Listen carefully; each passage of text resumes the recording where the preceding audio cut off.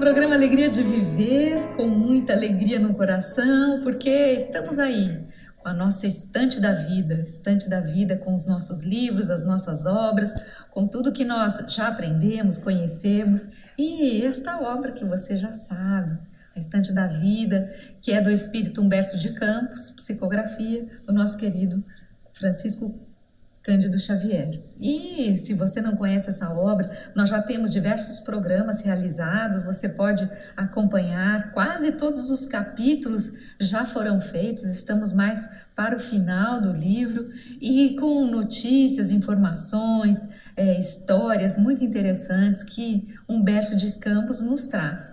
Hoje, especialmente, com uma história muito bela, eu tenho certeza que você vai gostar. Para quem não me conhece, eu sou Solange Sauan Godoy com o nosso querido André Luiz Ruiz. Como vai, André? Olá, Solange. Olá, queridas irmãs, queridos amigos. Mais uma vez, nós voltamos ao seu coração com as histórias de Humberto de Campos.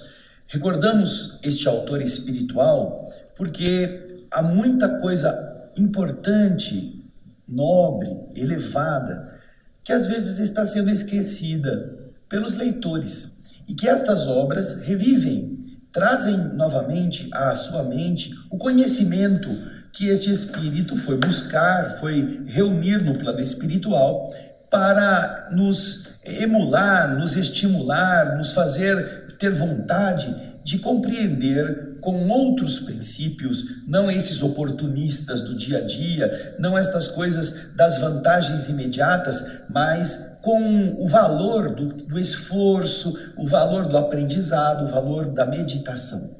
E estas obras que nós temos visto aqui, já falamos da Boa Nova, já fizemos cartas e crônicas, estamos fazendo agora Estante da Vida, como disse a Solange, chegando ao final do livro. E hoje vamos ter uma mensagem extremamente importante e muito tocante do ponto de vista do verdadeiro significado do Evangelho.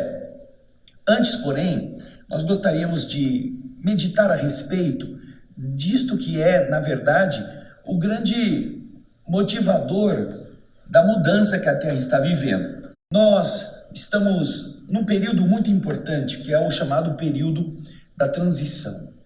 Segundo as informações do mundo espiritual, obtidas através de Francisco Cândido Xavier, lá no Pinga Fogo, na TV Tupi, aquele famoso programa, líder de audiência em todos os tempos, e que nos trouxe muitas informações. Segundo as orientações do Espírito Emmanuel, no ano de 2057, a humanidade já terá entrado no período da regeneração. Ou seja, nesta data, o mundo já estará transformado. Portanto, faltam 34 anos. Nesses 34 anos, tudo terá que acontecer. Todos os seres terão que ser separados, as vibrações terão que ser definidas, e aqueles que não puderem continuar na Terra serão levados para um outro mundo. Um mundo que é menos avançado, mais atrasado, mais primitivo, apesar de ser também um mundo amparado pelo amor de Jesus. Esta transição, portanto, ela tem duas finalidades.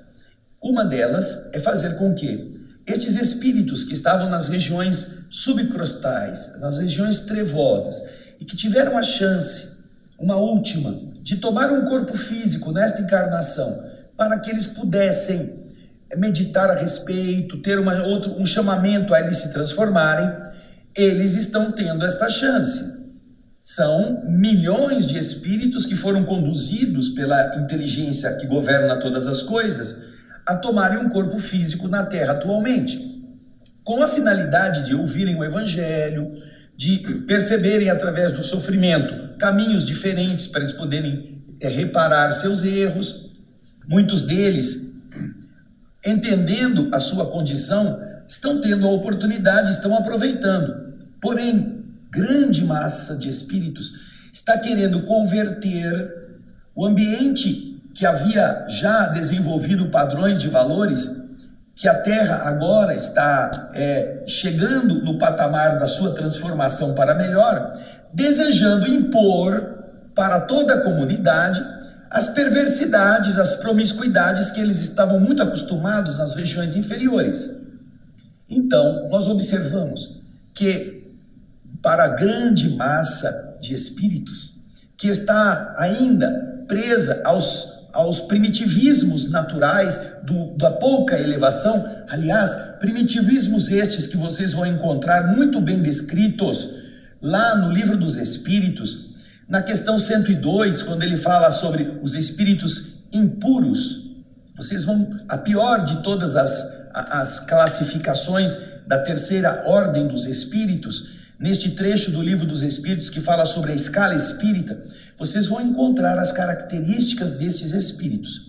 Mas também, se você gosta de pesquisar, você vai encontrar as características deles também bem definidas em uma outra obra que Allan Kardec publicou, a última em vida, chamada A Gênese. No capítulo 18 da Gênese, você vai ter 2 subtítulos. Os tempos são chegados e a nova geração. Final dos tempos é a nova geração. Você vai encontrar ali, na nova geração, que é a segunda parte, a descrição de quem são estes espíritos da velha geração e os espíritos da nova geração. E entre as características dos espíritos da velha geração, os que serão levados embora, você vai encontrar todas as características daquilo que você está vendo, para espanto, tentando se tornar regra no mundo atual. A degradação moral, a licenciosidade, a falta de amor, o egoísmo, o apego a todas as coisas da matéria, as emoções, a sensualidade. Tudo isso é característica de espíritos da velha geração e que certamente serão levados embora. Então, dentro deste contexto, para estes espíritos está sendo dada uma última chance, porque de verdade a limpeza não pode acontecer somente no âmbito físico da Terra, não só de encarnados, porque os encarnados são apenas o topo, a ponta da pirâmide, o pedaço do iceberg.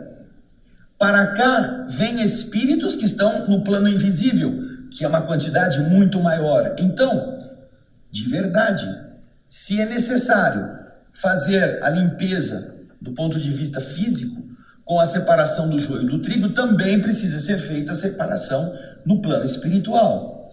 E uma grande massa de almas que ainda não estão preparadas para a nova etapa será levada embora. Portanto, o que nós estamos vivendo hoje para esses espíritos é ainda expressão da misericórdia divina, que eles está dando uma chance de eles se redimirem. Agora, também, e isso é importante que você esteja atento, também para aqueles que defendem princípios, valores, coisas boas, os ensinamentos de Jesus, os princípios cristãos que estão nos nossos livros santos, também para estes está sendo um momento de definição. Por quê? Se por um lado os maus ou os trevosos tomaram corpos e estão causando tumultos sociais, de comportamento, de condutas imorais, corruptas, viciosas, estimulando crimes. Por outro lado, aqueles que se pensam bons, os que já se alistaram por sua escolha num caminho positivo, estão sendo testados também para ver se eles se mantêm firmes nesse mesmo projeto.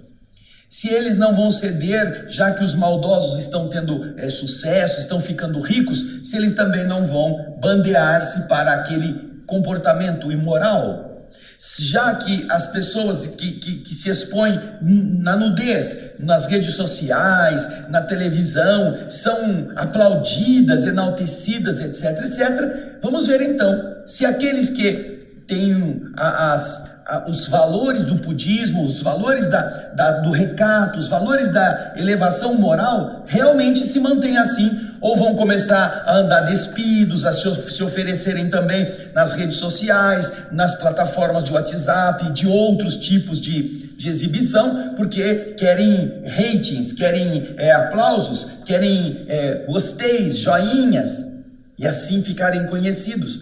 Por quê? Porque também é a maneira daqueles que já pensam que estão num caminho demonstrarem se estão ou não de verdade.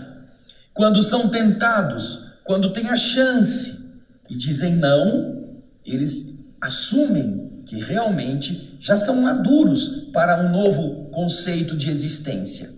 Porém, aqueles que acham bonito, que aqueles que fazem discursos nobres, que enaltecem os valores do Cristo, mas quando surge a oportunidade, roubam, se prostituem, se corrompem, só com a vantagem de terem agora o que os outros que eles invejam possuem, esses não estão prontos. Esses são apenas os maus, mal disfarçados. Portanto, esse é o processo da limpeza. Agora, é interessante, se você quiser aprofundar mais a sua reflexão, é interessante que você vá ao Evangelho segundo o Espiritismo. No Evangelho você vai encontrar, no capítulo 3º, o capítulo que fala sobre as muitas moradas na casa do Pai. E nele você vai encontrar a destinação de cada etapa evolutiva destes mundos. Mundo primitivo, mundo de prova e expiação, mundo de regeneração, mundo feliz e mundo perfeito. Lá no mundo de prova e expiação, é o nosso, é o mundo material, onde o mal prevalece sobre o bem. É tudo aquilo que nós estamos vendo. Que há mais espíritos inferiores do que espíritos elevados. Agora, o mundo de regeneração, para onde nós estamos indo, e que estará definido com todas as suas características plenamente concretizadas em 2057, segundo Emmanuel, este mundo vai ser composto de espíritos que têm as características que estão descritas lá no Evangelho segundo o Espiritismo. Lá está dizendo mais ou menos isso. No mundo de regeneração, as almas arrependidas, as almas que se arrependerem, encontrarão a paz necessária para poderem terminar a sua depuração. Ou seja, esta depuração começa no mundo de prova e expiação, onde nós estamos. É você lutar contra as suas fraquezas, é você ver os maus bem-sucedidos e você não querer seguir o mesmo caminho, não aceitar suborno, não aceitar ser desonesto, lutar contra essas fraquezas, inclusive isso contra interesses até mesmo dos familiares que querem que você prospere, não importa o preço. Então, no mundo de prova e expiação, para aqueles que são esforçados nos princípios cristãos, já começa a luta, ainda mais agora, onde os maus parece que progridem, prosperam, são enaltecidos, têm espaço na mídia, para que você veja se realmente vai embarcar nesse mesmo trem, nesse mesmo comboio. Porém, não terminando aí, quando a Terra se transformar definitivamente em mundo de regeneração, estes espíritos que estão arrependidos das coisas que fizeram, dos erros já cometidos, que estão lutando para se reformarem, o arrependimento é condição para que esses espíritos possam continuar na Terra, seja como espíritos, seja como corpos, porque a separação vai produzir muitas mortes físicas.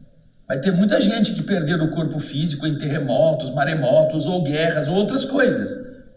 Porém, os espíritos que já estiverem amadurecidos para a nova etapa, que são estes que estão arrependidos, estes que estão querendo testemunhar a sua fidelidade aos princípios de Jesus, estes poderão encontrar depois um momento de refazimento, onde vão terminar de se recuperarem dessas lutas.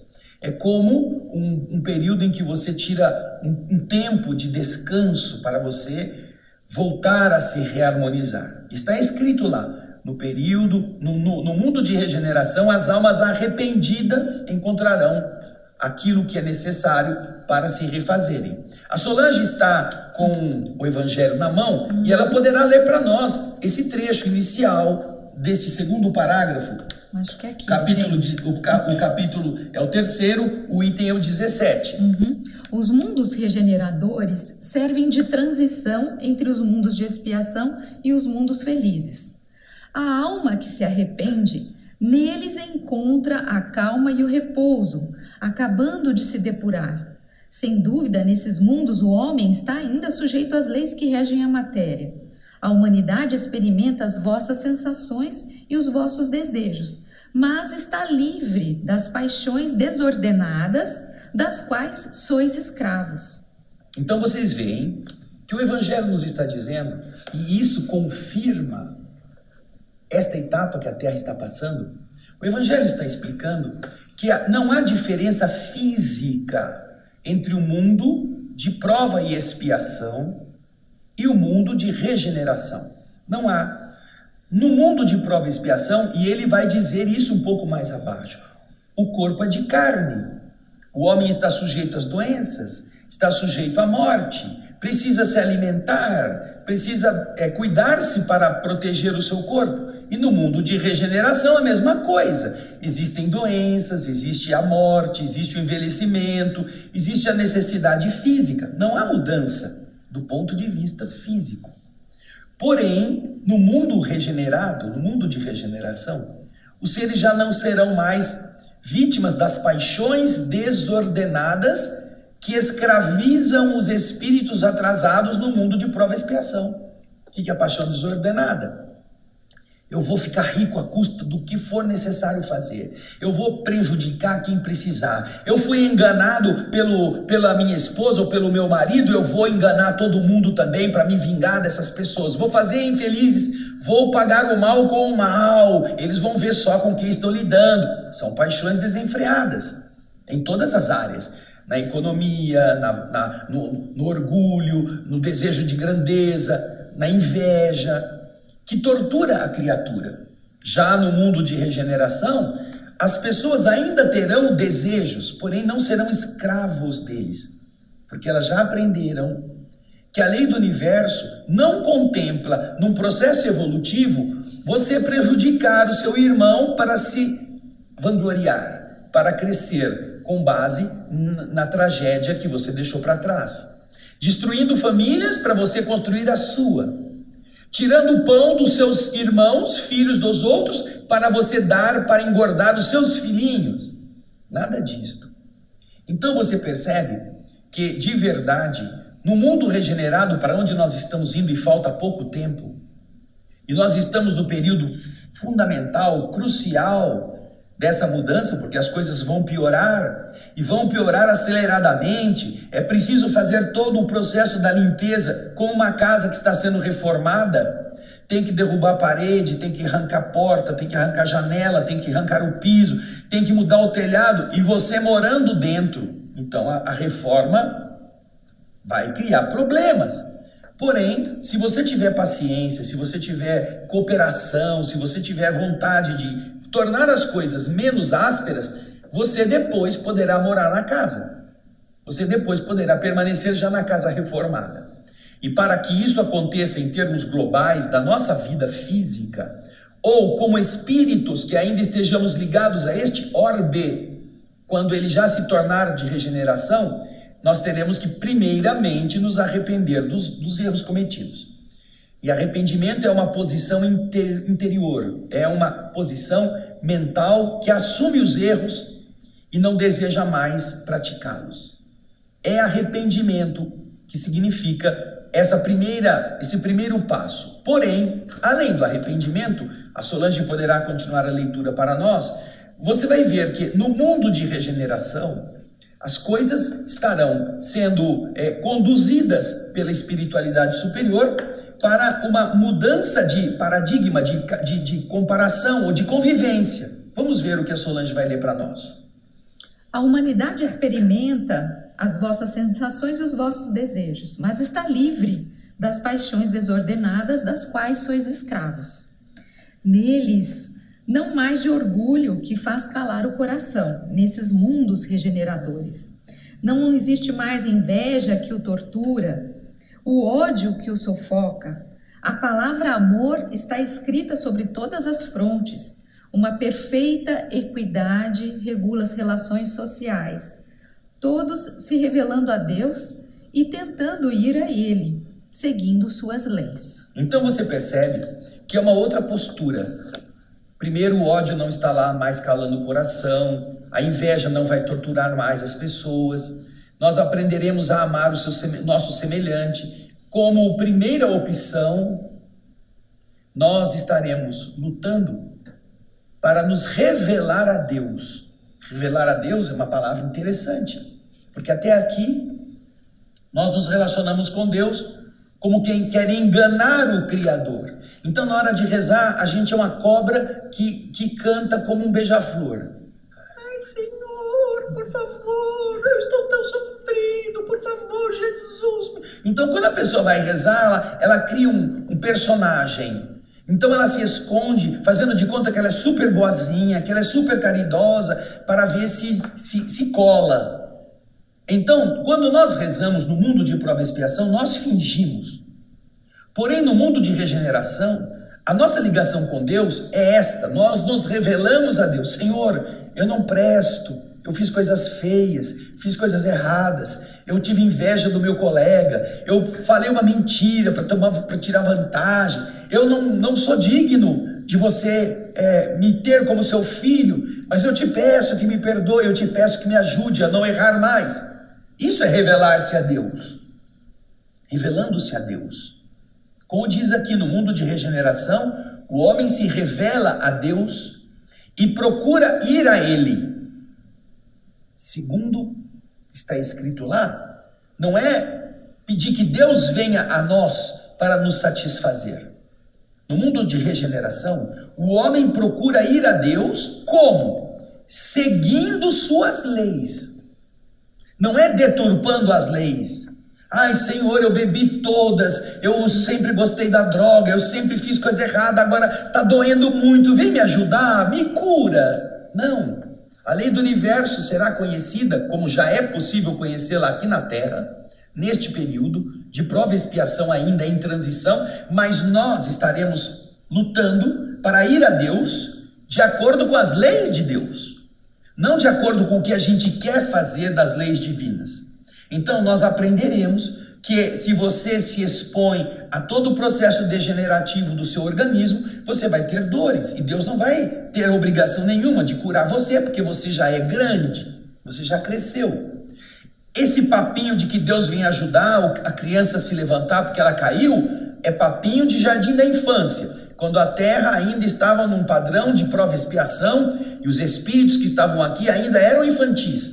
Mas agora, no mundo de regeneração, a terra já está oferecendo aos seus moradores um estágio para os jovens, espíritos já maduros naquela questão da causa e efeito. Então agora, neste outro período, os homens precisarão primeiro arrepender-se, depois seguir as leis de Deus e estar em contato com o Criador de acordo com essas leis.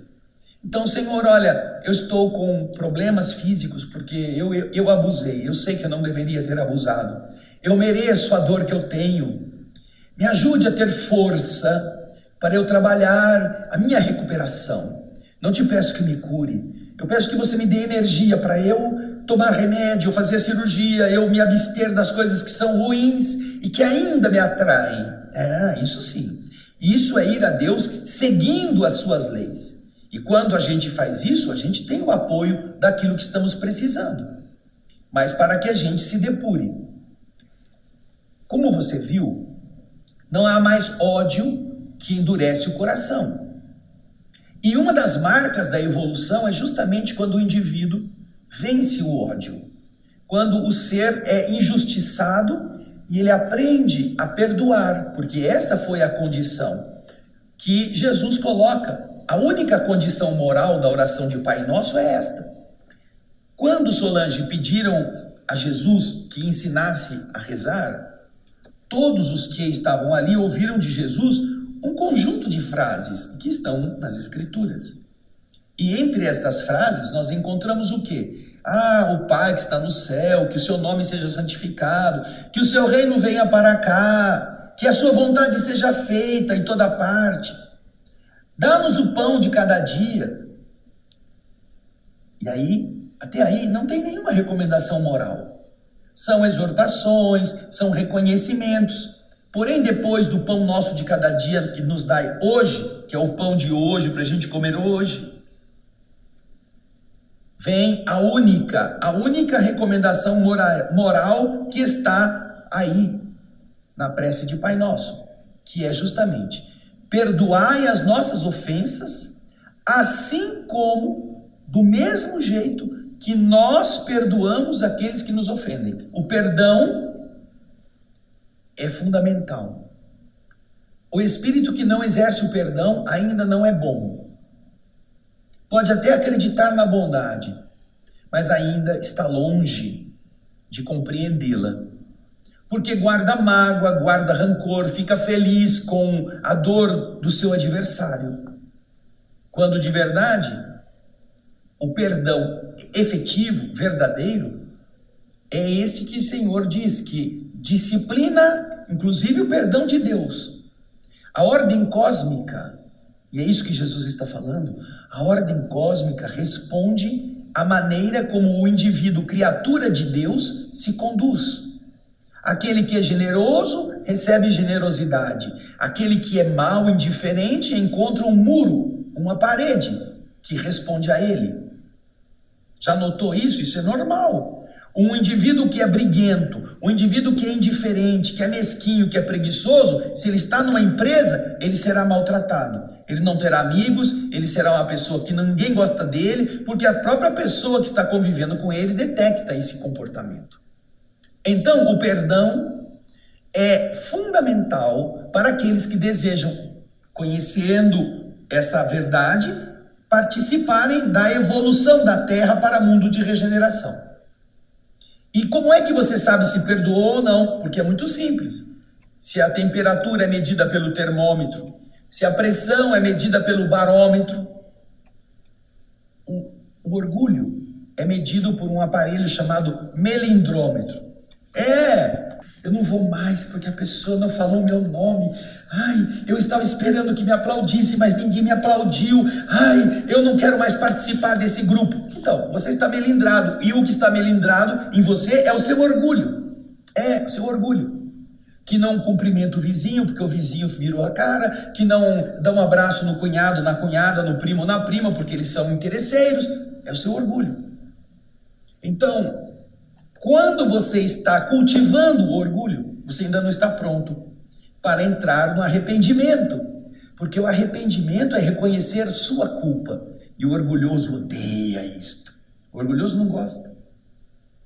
Então, o capítulo de hoje, e é por isso que nós comentamos tudo isto, o capítulo de hoje, apesar dele ser breve, ele é, por Humberto de Campos, a explanação daquilo que significa esse perdão, daquilo que realmente corresponde a amar o próximo e que vai nos servir de roteiro, se você desejar estar na regeneração, como um membro, seja da família humana física, seja da família humana espiritual, porque não há garantia nenhuma que os bons não vão morrer, que as pessoas que frequentam as lições de Jesus vão escapar de maremoto, terremoto, bomba, etc. Não há nenhuma garantia disso, porque o que vai morrer é o corpo, e o corpo não é o espírito. Porém, se você for uma criatura dentro deste critério, você estará no mundo espiritual, fazendo parte da humanidade. E foi Jesus quem disse isso. Porque um dos capítulos do Evangelho, o capítulo 7, 8, está dizendo: bem-aventurados os mansos, porque eles herdarão a terra. Os mansos herdarão a terra. Os não agressivos, os que aprenderam a esquecer o mal, os que perdoaram, os que têm mansuetude interior, eles vão herdar não um sítio, uma fazenda, uma casa, eles vão herdar a terra, permanecerão aqui, seja então como encarnados ou como espíritos, que é onde de verdade a vida está estuante e indestrutível. Por isso é que este capítulo vai nos dar um exemplo de como é importante compreender esta realidade do Evangelho, esta realidade do Livro dos Espíritos, e esta realidade que está fustigando todos nós, com o intuito, e olha só que interessante, com o estímulo que você seja mau, que você seja materialista, que você seja lúbrico, que você seja libertino, que é o que você vê hoje nas redes de grande mídia. O estímulo a você ser cada vez pior, a combater os princípios nobres da família, a não querer ser honesto porque todo mundo está roubando. Tudo isso é um estímulo que eles contam que você engula essa isca para que você não fique aqui e vá ser levado embora. É a chamada colheita. É a colheita dos dirigentes globais inferiores que estão fazendo para que você vá embora daqui também com eles, com um grande grupo. Porque é para isso que eles estão empenhados. E o Senhor está dizendo, olha, eu ensinei isto, eu ensinei aquilo. Vocês podem escolher. Vocês são livres. Mais ou menos o que aconteceu quando Pilatos colocou um ladrão, um estuprador, um assassino para o povo escolher entre Jesus. Então, aqueles que gostam de estupro, assassinato e violência, escolheram o ladrão, o bandido, o estuprador, o assassino. É a mesma coisa. Agora então, só que diferente de Pilatos, agora nós estamos falando do globo inteiro, nós estamos podendo escolher. E os princípios morais vão mostrar quem é quem. E é isso que agora, depois de eu ter falado mais que o homem da cobra, Solange, desculpa, Não, é isso que agora ótimo. nós vamos ver no capítulo número 34. Você quer falar alguma coisa? Pode falar, por favor. Não, eu separei aqui para a gente depois relembrar um pouco essa questão dos espíritos impuros, dessa categoria de espíritos, porque isso que o André disse, esse enaltecimento desses espíritos impuros, que é o que nós estamos vivendo, o livro dos Espíritos explica de uma forma tão clara e bonita sobre quem são essas entidades. Então, depois, se der tempo, a gente relembra um pouco sobre esses espíritos. Mas podemos entrar, vamos então, lá? na nossa... Nós vamos fazer a leitura porque o texto não é longo e a gente quer chegar ao final e, quem sabe, dê tempo da Solange, inclusive, falar do que ela acabou de dizer. Vamos lá? O Anjo Solitário, capítulo 34. Enquanto o mestre agonizava na cruz, rasgou-se o céu em Jerusalém e entidades angélicas, em grupos extensos, desceram sobre o Calvário doloroso.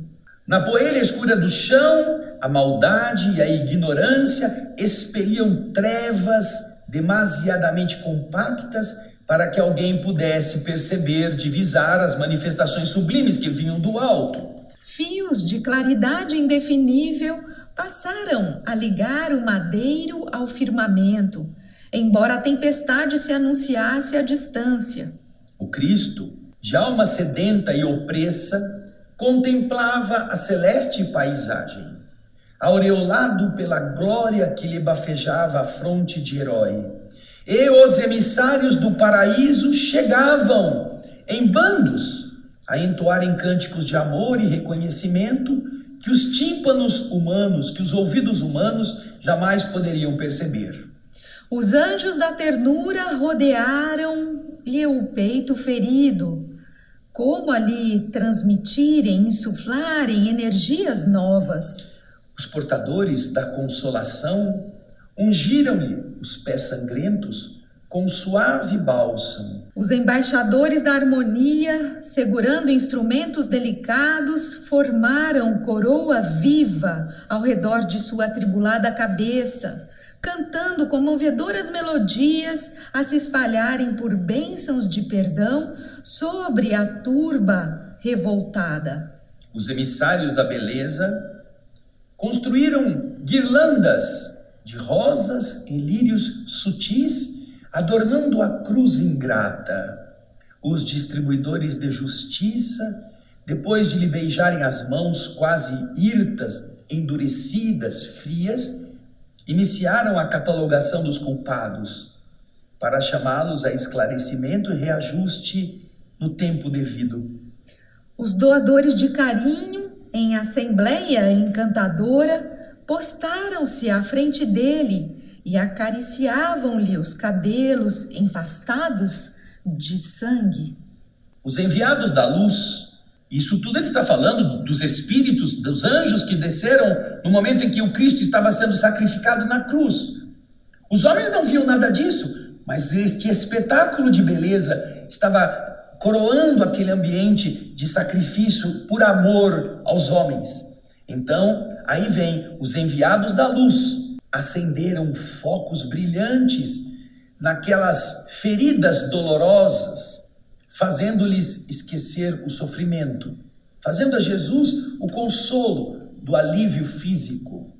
Trabalhavam os mensageiros do céu em torno do sublime condutor dos homens, aliviando e exaltando, como a lhe prepararem o banquete da ressurreição, quando um anjo, aureolado de intraduzível esplendor, apareceu, solitário, descendo do império magnificente da altura. Este anjo não trazia seguidores, vinha sozinho.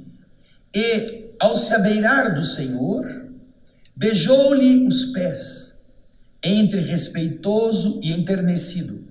Não se deteve, não parou na ociosa contemplação da tarefa que naturalmente cabia aos seus outros companheiros angelicais, mas procurou os olhos de Jesus dentro de uma ansiedade que não se observara em nenhum dos outros anjos.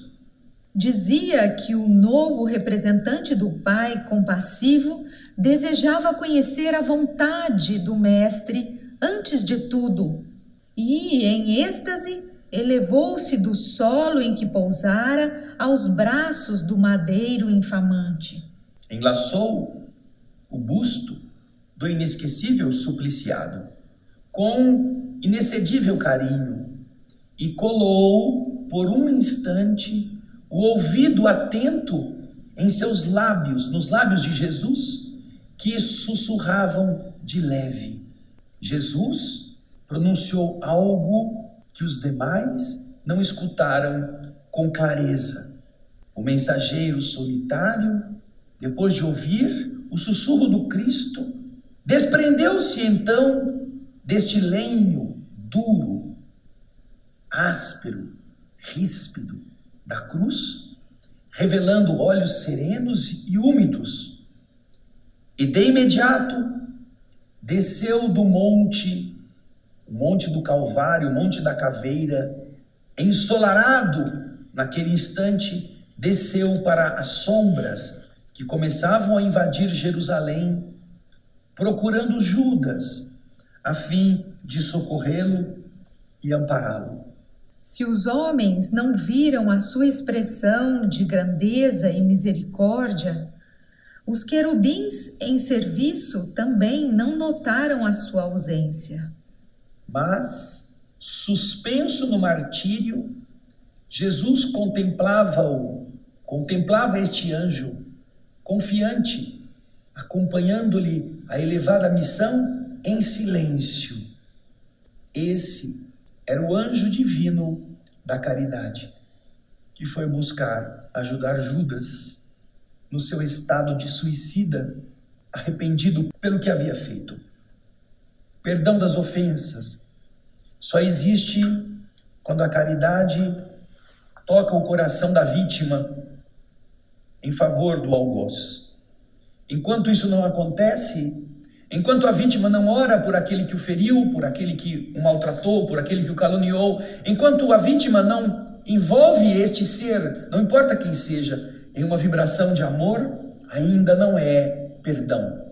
É apenas uma expressão verbal, uma inclinação da alma, mas ainda não é um fato. E por causa disto é que os seres que estarão na regeneração são estes que aprendem a fazer isto, se arrependem e que já não permitem mais que o mal seja quem domine as suas atitudes. E para que você então tenha aquela noção do que a Solange estava dizendo, a Solange vai ter ainda um tempinho para poder nos explicar aquele tipo de espírito que está na Terra hoje com a chance de melhorar. Vocês vão ver aí no Livro dos Espíritos. E até mesmo para a gente conseguir analisar, estar atento, porque na pergunta 100, 102, nessas perguntas do Livro dos Espíritos, nós vemos essas categorias. E assim nós temos como nos colocar, aonde nós estamos nesse agrupamento. E olha só, os espíritos impuros, para a gente relembrar, porque isso é muito comum, às vezes eu encontro pessoas que falam, nossa, parece que abriram as portas do umbral e todos os espíritos trevosos resolveram aparecer e reencarnar aqui na Terra. E olha só o que o Livro dos Espíritos diz, os espíritos impuros dão conselhos desleais, fomentam a discórdia, a desconfiança e se mascaram de todas as formas para melhor enganar. ligam-se aos homens de caráter bastante fraco para cederem às suas sugestões, a fim de prejudicá-los, satisfeitos em poderem retardar o seu progresso e fazê-los sucumbir nas provas por que passam. Os espíritos impuros podem ser reconhecidos em suas manifestações pela sua linguagem, a trivialidade e a grosseria das expressões. Nos espíritos, como nos homens, é sempre um indício de inferioridade moral, senão intelectual. Suas comunicações revelam a baixeza de suas inclinações e se tentam enganar, falando de maneira sensata, não podem sustentar por muito tempo seu papel e acabam sempre por revelar a sua origem. Porque até aqui ele falou quando eles são espíritos. Agora ele vai falar quando estes seres estão encarnados. Solange vai ler para nós. Vamos lá, Solange.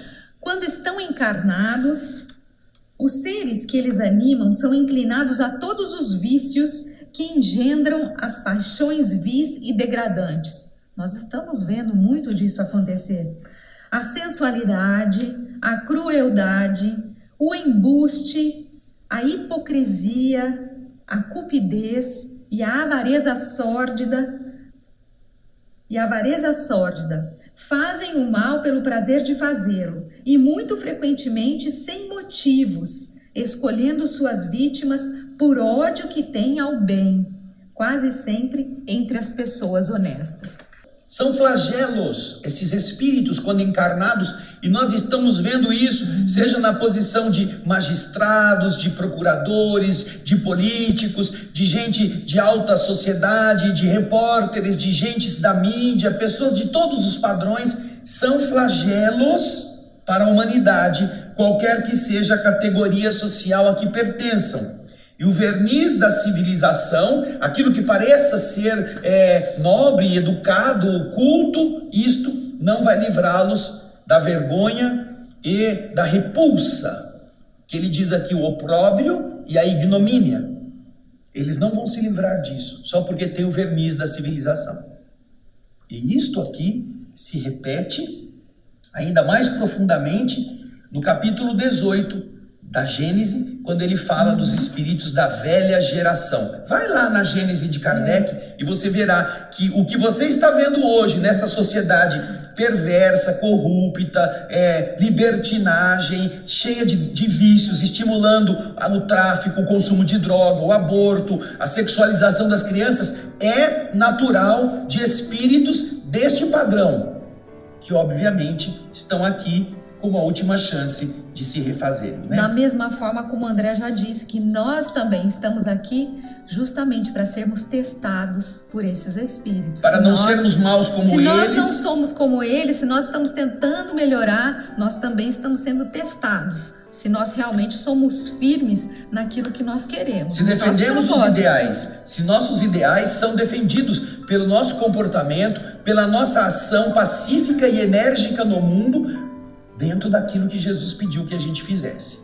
E olha, se você quer aprofundar, vai no capítulo 21 do Evangelho, no item 9, características do verdadeiro profeta. Leia o primeiro tópico, você vai ver o que Kardec coloca para nós no capítulo 21 do Evangelho segundo o Espiritismo, parágrafo 9. Dá uma lidinha só no comecinho para você ver as características do verdadeiro profeta. Mas isso vai ficar para você fazer, porque o nosso tempo já acabou. Se a gente puder, a gente traz num outro programa. Isso aí. Até o próximo Alegria de Viver. Não deixe de curtir, compartilhar e falar para os seus amigos do nosso programa, das coisas boas e positivas que você também pode divulgar. Você não se esqueça, nós já começamos o outro livro, 11º livro da obra de André Luiz, no nosso programa O Espírito da Letra, Mecanismos da Mediunidade. Vai lá, aproveite o programa O Espírito da Letra, apresentado pela TV Mundo Maior e também pelo nosso canal no YouTube, youtube.com/O Espírito da Letra. Vai lá que já tem muita coisa legal. Até o próximo. Grande abraço. Grande abraço. Tchau, tchau.